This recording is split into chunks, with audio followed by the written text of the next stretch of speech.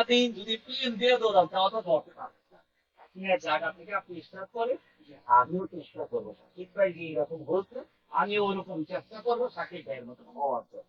চেষ্টা করবো, চেষ্টা করেন, চেষ্টাই করেন না, দৌড়ই দেন না, কিছুই জানেন না, নাচ জানেন না, ফাইট জানেন না, অভিনয় জানেন না, আবার সাকিব হইলেন রাত্রে ওই স্বপ্ন ভুইলা যান। রাত্রেবেলা নিশ্চয় শেষ ওই স্বপ্ন দেখবেন, আর স্বপ্ন দেখবেন না, সাক্ষী হইতে পারবেন না। কি বল সাকিবের পরে আসবে না কেন? সাকিবের পরে আসবে না কেন?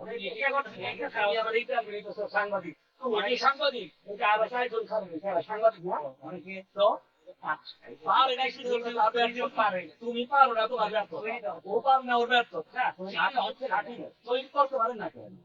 সাকিব তৈরি করার আগে না গান ফাইট অভিনয় 5টার সময় উঠতো, উঠাই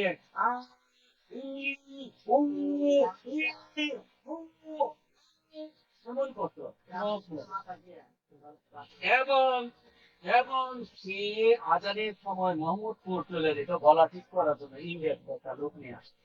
সাইড শিখাইতাম হলো ইয়ের মতো নিয়ে কি বলে সাজানপুর নিয়ে অভিনয় শিখাতে জিম করাইছে, এখানে নাচ করাইছে। আমি সব কইরা ও যেভাবে আসছে বাংলাদেশে, ঠিক আছে, যেভাবে আসছে ফিল্মে, ও কিন্তু ছোট লোকের মতো আসে না, ও কিন্তু আর দর্শনের মতো আসে না। ও আসছে বোম্বের ঋত্বিক যেভাবে, ঋত্বিকের বাপের ঋত্বিক যেভাবে বাপে তৈরি করছে ওইভাবে আজল তৈরি করে।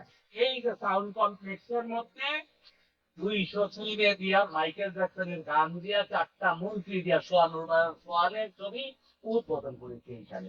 সেই সাকিবের ড্রেস এবং জুতাগুলো আনছিল ইটালি থেকে, আমার ছোট ভাই ইটালি সেইখানে। সাকিবের লোক তুলনা করেন কিভাবে আপনারা?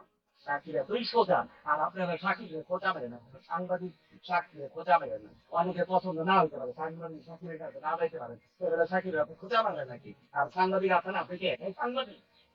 এই যে এইটা এটা দিলাম না, দেখা যায় দেখাইছে জোড়া লাগাই লাগে আমার ভালো লাগে দেখি না।